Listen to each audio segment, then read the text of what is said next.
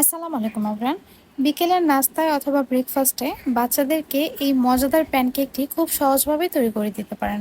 আপনারা বাসায় কিভাবে এই পারফেক্ট প্যানকেকটি তৈরি করবেন সেটাই আজকে এই ভিডিওতে দেখিয়ে দেব। আশা করছি আপনাদের সবার খুব ভালো লাগবে। আর আমার ভিডিওগুলো ভালো লেগে থাকলে অবশ্যই আমার চ্যানেলটি সাবস্ক্রাইব করে যাবেন এবং লাইক শেয়ার কমেন্ট করে আমার পাশে থাকবেন আশা করছি। প্যানকেকটি তৈরি করার জন্য প্রথমে আমার লাগবে ডিম। আমি এখানে 2টা রুম টেম্পারেচারে থাকা ডিম নিয়েছি। দিয়ে দিচ্ছি 1 চা চামচ পরিমাণ ভ্যানিলা এসেন্স। আমি এখানে 1/3 কাপ পরিমাণ চিনি নিয়েছি আর এটাকে অল্প অল্প করে দিয়ে নেব। একটা ইলেকট্রিক বিটারের সাহায্যে এখন এই ডিমটাকে আমি খুব ভালোভাবে বিট করে নেব। আর যে 1/3 কাপ চিনিটা নিয়েছি সেটা আমি অল্প অল্প করে এখানে দিয়ে দেব। ডিম দুটোকে আমি একদম হাই স্পিডে বিট করে নেব এবং একটু সময় নিয়ে বিট করে নিতে হবে। যারা কমপ্লেন করেন আপনাদের কেকের মেলাংটা ফর্মে হয় না, তাদের জন্য একটা টিপস দিয়ে দিচ্ছি। আপনারা অবশ্যই ডিমের মেলাঙে পাউডার সুগারটা ব্যবহার করার চেষ্টা করবেন। এতে করে এই ডিমের মেলাংটা খুব সহজেই ফর্মে হয়ে যাবে। ডিমের মেলাংটা ফর্মে হয়ে গেলে আমি এখানে অ্যাড করব 2 টেবিল চামচ পরিমাণ সয়াবিন তেল।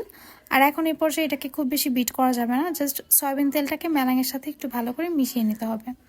মেশানো হয়ে গেলে আমি এখানে অ্যাড করছি ময়দা 1/2 কাপ পরিমাণ এবং তার সাথে দিয়ে দেব 1 টেবিল চামচ পরিমাণ গুঁড়ো দুধ।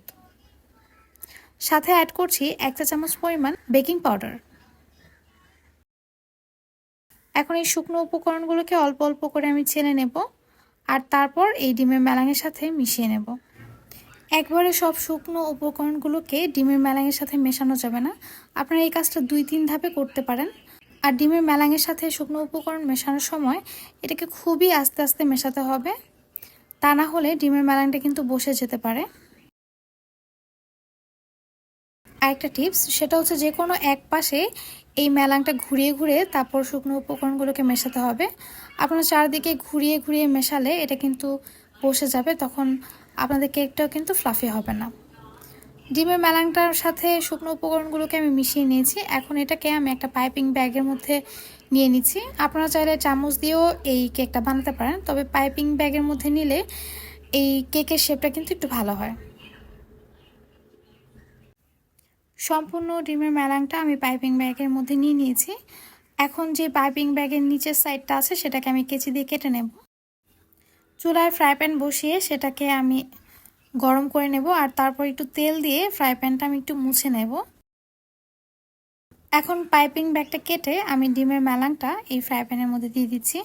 আর চুলার আঁচটা কিন্তু একদম কমে থাকবে। চুলার আঁচটা কমানোর আগে অবশ্যই ফ্রাই প্যানটাকে একটু ভালোভাবে গরম করে নেবেন। ডিমের মেলাংটা আমি ফ্রাই প্যানে দিয়ে দিলাম। এখন এটাকে ঢেকে এই কেকগুলোকে আমি বেক করে নেব।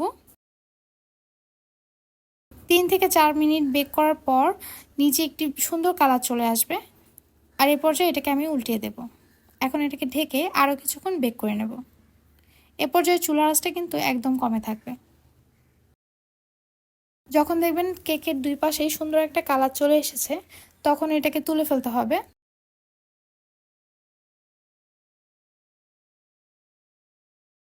এভাবে করেই আমি বাকি প্যানকেকগুলোকে ভেজে নেব। এই প্যানকেক তৈরি করার সময় সবচেয়ে ইম্পর্টেন্ট যে জিনিসটা সেটা হচ্ছে চুলার তাপমাত্রা। আপনারা প্যানকেকটা যখন বেক করবেন তখন চুলার তাপমাত্রা কিন্তু একদম কমে রেখে তারপর বেক করতে হবে। প্যানকেকের প্রতিটা পাশ বেক করতে 2 থেকে 3 মিনিট সময় লাগবে।